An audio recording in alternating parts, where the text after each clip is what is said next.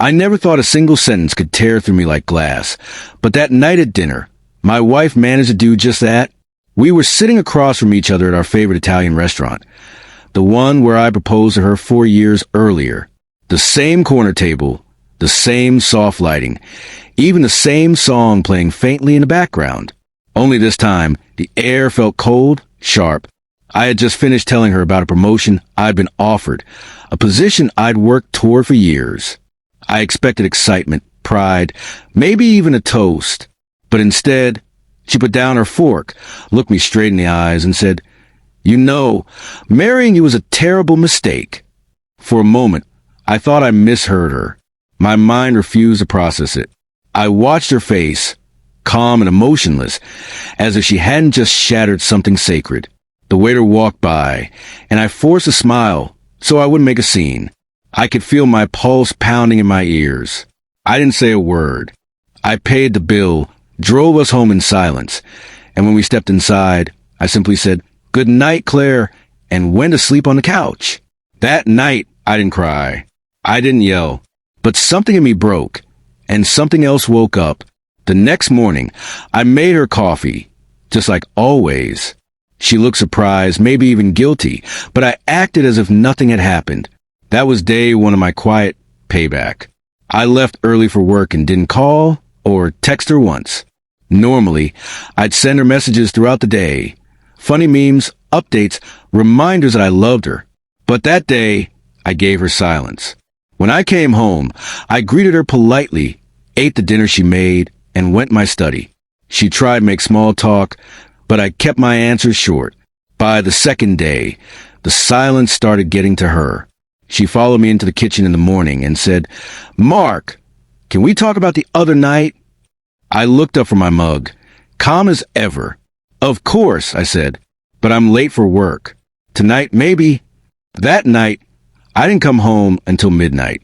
I stayed at the office finishing reports that could have waited, then grabbed takeout and ate alone in the parking lot.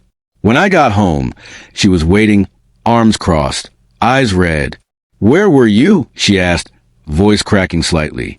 "Working," I said evenly. "It's what terrible mistakes do. They work hard to fix things." Her face fell. She tried to reach for me, but I walked past her and went to bed. For the first time in our marriage, she slept alone. On the third day, I took things a step further. I took off my wedding ring, not out of anger, but as a symbol, a mirror for her to see what her words had done. I left it on the bathroom counter where she couldn't miss it. That evening, she came to my office while I was typing. Her voice was trembling. "Mark, please stop ignoring me. I'm sorry, okay? I didn't mean what I said." I finally turned to face her. "You didn't mean it? You looked me in the eyes. Claire, you didn't stutter. You said I was a terrible mistake, like you were reading a weather report." Tears welled up in her eyes.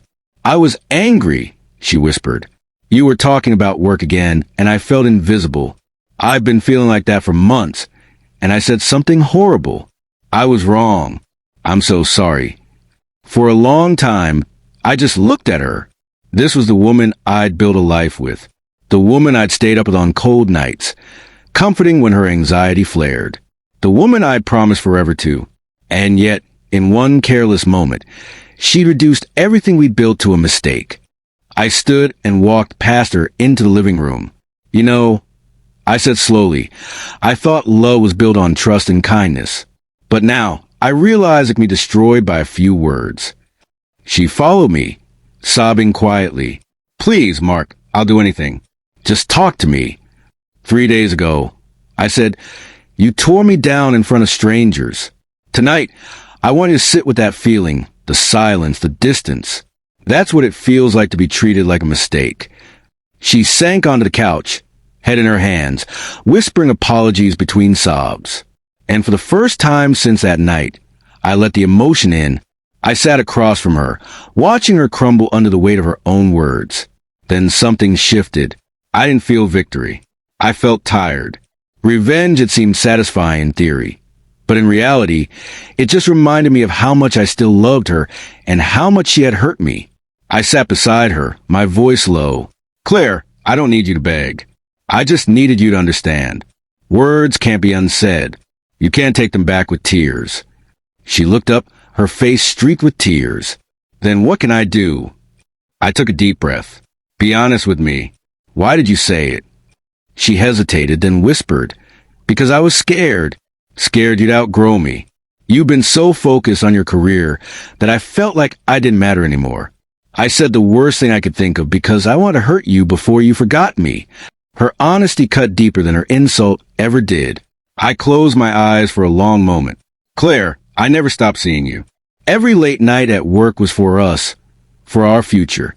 But if you can't see that, if you think I'm your mistake, maybe I should stop trying to prove otherwise. She reached for my hand, gripping it tightly. Please don't say that. You're not my mistake, Mark. I am. I'm the one who let fear turn me cruel. Please give me another chance. For a long time, I said nothing. Then I looked at her and saw not a villain, but a flawed person who made a terrible choice. We both had. All right, I said finally, but from now on we rebuild. Slowly. No more words mend a wound. No more pretending everything's fine when it isn't. If we're going to fix this, it has to be real. She nodded through tears, whispering, "Thank you." That night, she fell asleep holding my hand. And as I watched her, I realized something important. Forgiveness doesn't erase pain, but it gives a place to rest. 3 days of silence taught her the value of my presence, but it also taught me something too. Love isn't proven by payback. It's proven by choosing to stay when walking away would be easier. The next morning, I slipped my ring back on. Not because everything was perfect, but because we had both learned what it costs to take love for granted. My wife once called me a terrible mistake. Now she knows the real mistake would have been losing each other forever.